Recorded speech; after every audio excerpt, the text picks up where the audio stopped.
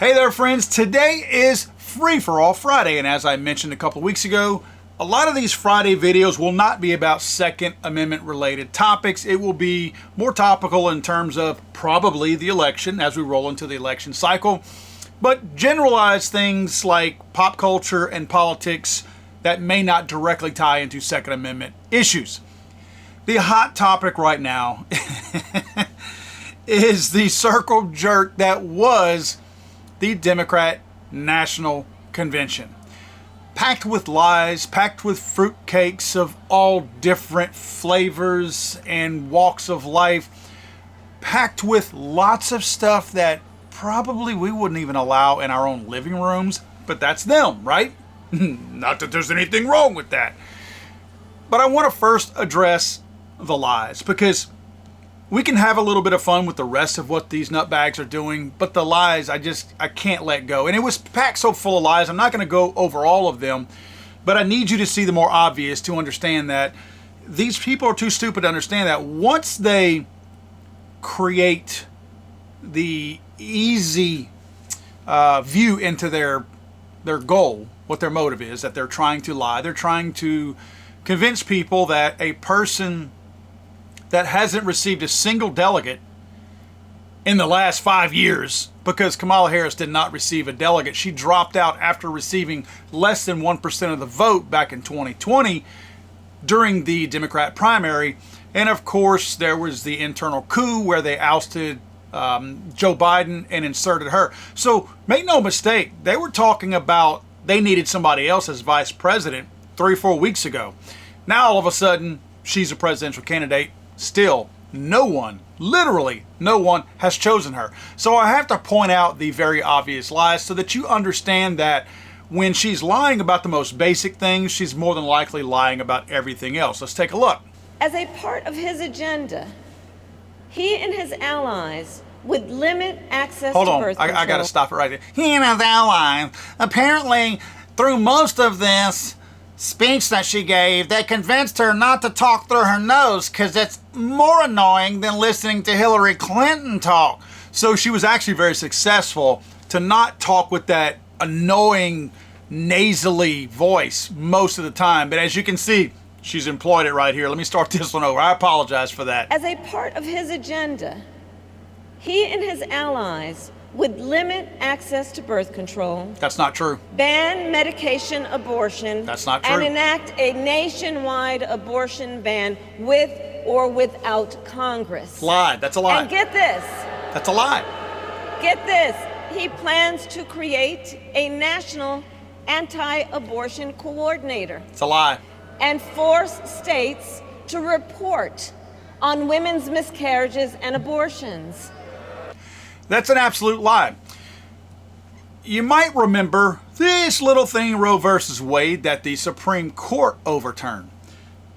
This lady right here, Kamala, again, a whole lot probably more talented on her knees than she is on her feet. She's lying to your face about something that is a provable lie. In fact, you notice the crowd is not exactly going overboard applauding because I think they know that this is a lie. Anyone who understands basic civics will certainly get this, right? The Supreme Court turned this over, talking about Roe v. Wade and the abortion issue, to the states. If you know anything about civics, you know that anything not enshrined in the Constitution is automatically going to be kicked to the states to rule on themselves. You have 50 different states who can rule on this 50 different ways if they want to. The federal government, since it's not enshrined in the Constitution, has no say in this. The Supreme Court said, we as the federal government have no say in this. We're kicking it back to the states. So she is clearly contradicting herself whenever she says that Donald Trump plans to ... It doesn't matter what the ... is or what's in the blanks. The Supreme Court has already ruled that Kamala Harris or Donald Trump cannot rule on this and make it illegal or legal, right? It's not in the Constitution. The Supreme Court has literally ruled on that. So it doesn't matter if Donald Trump would like to do all these fancy things that she just said, creating the anti-abortion task force or whatever BS she said. It doesn't matter because it's not going to happen. the Supreme Court has ruled on this. This is an old issue. The states can do whatever they want. All 50 states could decide they are going to outlaw abortion, or all 50 states could say we're okay with abortion. It is a states' rights issue, and the federal government is on the sideline on this one. So what she's stating in this entire area right there was all lie, and it was all her trying to gin up a group because she doesn't have any policies listed. And the one thing that they have, and the Republicans have made a mistake on this by focusing too much on abortions. The issue's over with. Let it go, because it's not going to be a federal issue anymore, right? But she has realized the only thing that energizes the Democrat Party right now is talking about women's rights. Let's be honest here. Killing an unborn baby is not a reproductive right. There's no reproduction happening there. The reproduction, or the birth, so to speak, the reproduction started, and then you terminate that with an abortion. So let's be really clear. That is not a reproductive right. That is terminating a pregnancy, which is not. It's literally the opposite of reproduction. Quite literally. It means just the opposite. One brings life, one ends life. So let's be real clear about that. Now, you guys saw that Oprah was at the DNC, right? The old buddy of Barack and Michelle, Oprah Winfrey. She comes to this thing and she's looking good. She's looking way better. Lost all that weight. Remember, guys, this is a star-studded thing. All the wackos on the left have all the movie stars, a lot of the rock stars, music people all on their side. And speaking of that, if you'll remember, the big lie yesterday, being Thursday night, was that Beyonce, Taylor Swift, and even George W. Bush were going to make surprise appearances. You know why they did that, right? That was not an accident. Somebody like Beyonce does not just wander in off the street. She's got planners who tell her where she's going to be. So you don't have to guess where Beyonce is going to be. Taylor Swift, not because of me, but the most important star, music star on the planet by far right now. You don't think that she's got a little old calendar that tells her where she's going to be? She knew if she was or wasn't going to be in Chicago on Thursday night. Let's be honest, she knew she was not going to be there. George W. Bush, maybe he's retired, but he would have known if he was going to be there. These were all lies. Why were they lies? Because the Democrat Party has nothing to stand on right now. So they had to get people interested to listen to Kamala Harris babble through her nasally, whiny voice for 37 minutes. Only way to do that, because nobody was really interested, is to lie and tell people that certain entertainers that they really want to see would be there. This was an outright lie. This was not, TMZ has come out and said, oh, we're sorry. We're the ones that said that Beyonce was going to be there. This wasn't TMZ. That's not TMZ who did that.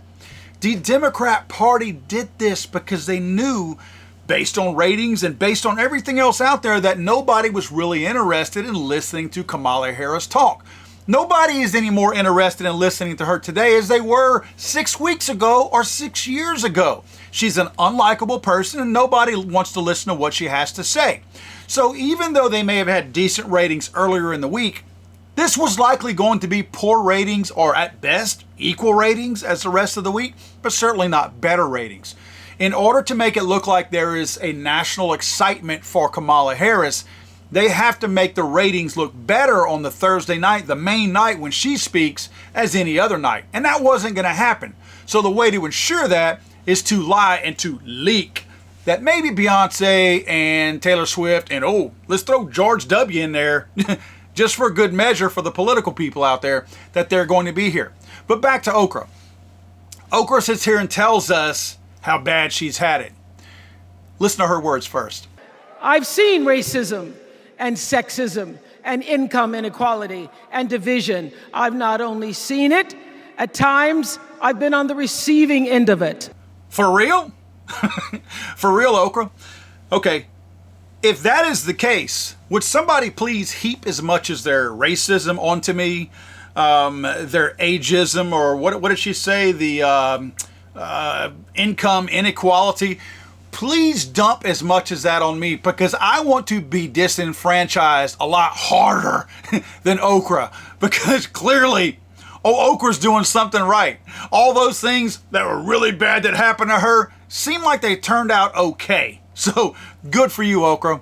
Next thing I want to talk about is Tim Walz's son. All right. There's a lot of different people who have made comments about Tim Walz's son. Does it look staged and like they're very bad actors? And I don't mean bad actors like evil stuff. I mean people who are actors who are really bad at it. That's what this looks like. Trying to make it look like there's some excitement here.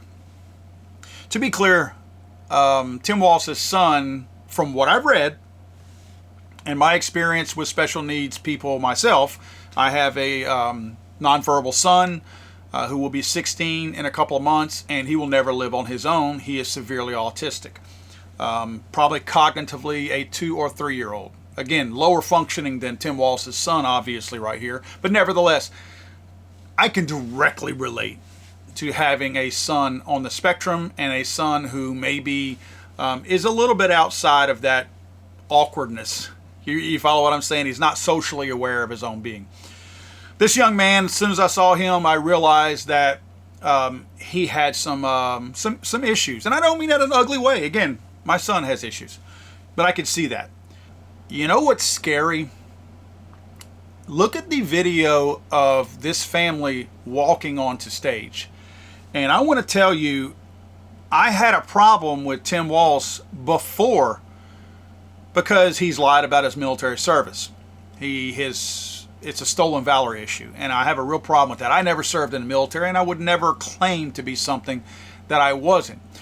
Kudos for his service while he was in there, but that does not change the fact that he still lied about it.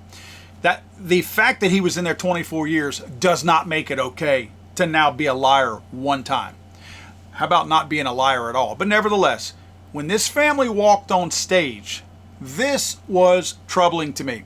This is the sign of an abusive father. I don't know how old this young man is, but look at the look on Tim Walz's face and look how he jerks his son's arm. That's not normal.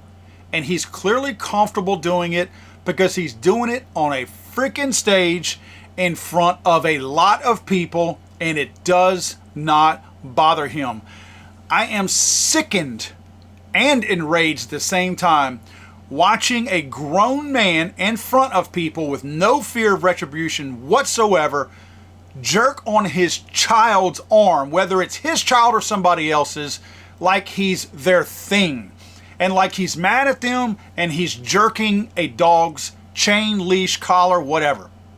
This is a sickening display of abuse, and I can guarantee you their home life has some really, really creepy crap that happens that we may never know about, but we certainly got a glimpse of it right there. And this makes me dislike this man more than any other human I have seen in a very long time. Just a sickening display of abuse to his poor son. My heart goes out to this young man. You can just see the look on look at the look on the young man's face when his angry father jerks his arm. Look at the poor kid's face.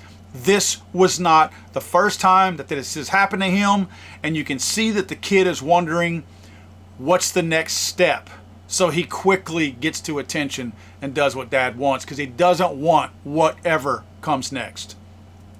Next up, Trans for Palestine. I gotta watch this one with you. This is a perfect example of somebody who would be bounced off of a third floor building like a basketball in the streets of Gaza if he did this. Check this out. Hey everyone, I'm outside the DNC showing my support to Palestinians. I know if I was in their country, they would accept me with open arms, so I just want to do the same here. So they would be accepting you with open arms on the ground as somebody punted you off the third floor. Maybe placing bets on who could catch you. But believe me, it would not be embracing you with love. This blows my mind. These people are so ignorant and stupid. Your little display of, hey everybody, would not last very long there. And I think you know that. You're here talking about that. Go over there and share the video with us, then doing that. In fact, I don't recommend that. I don't want to be for inciting violence or anything like that, because we know what's going to happen. So please, Sugar Bear, don't go over there, okay? Speaking of sugar in the water, take a look at this one. Things at the DNC, then what people see. Oh, And I just can't believe this happened to me at the DNC. oh, I got dick down at the DNC. Oh, dick down at the DNC. Yeah, Thank you for having us. Thank you guys. It's been a real pleasure. Super. I'm glad I'm an older man. I'm so glad I'm an older man. I'm glad that I don't understand some of the wording and terminology of the young people these days. I got dick down at the DNC. I'm not sure if I even want to comment on that. Let's move on to the next one. Speaking of lying about Beyonce, Taylor Swift, and George W. Bush, check this out. I'm sure you guys have read all the headlines, all the stuff on social media about who's going to be at the DNC. Is it going to be Beyonce? Is it going to be Taylor Swift? Here's what I hear from sources. If it's going to be anyone, it would be Beyonce, Taylor Swift, and George W. Bush speaking. Those would be the heavy hitters, and it could happen. I'm just saying. Speaking of getting dick down at the DNC, this guy right here, trying to remain relevant, Don Lemon, as Andrew Wilkow so affectionately calls him, obviously trying to stay relevant. This dude got fired by Elon Musk after only, a day's worth of work, lying about stuff, and just trying to stay relevant. So he is the one that was partially responsible for spreading the lie online about Taylor Swift, Beyonce, and George W. Bush. Obviously, he's saying his sources, his rumors told him that. So that's the relevance of this clown right here. So again, go get dick down at the DNC again, Big Daddy. Finally, I got to show you guys this. This is pretty funny. This is, I think, at a bus stop in Chicago. Clearly, the Democrats did not sanction this. So in closing, I'm going to leave you guys with this.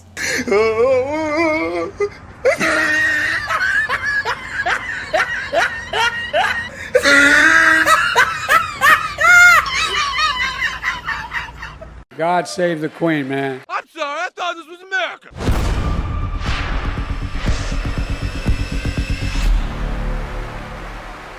He's so horrible.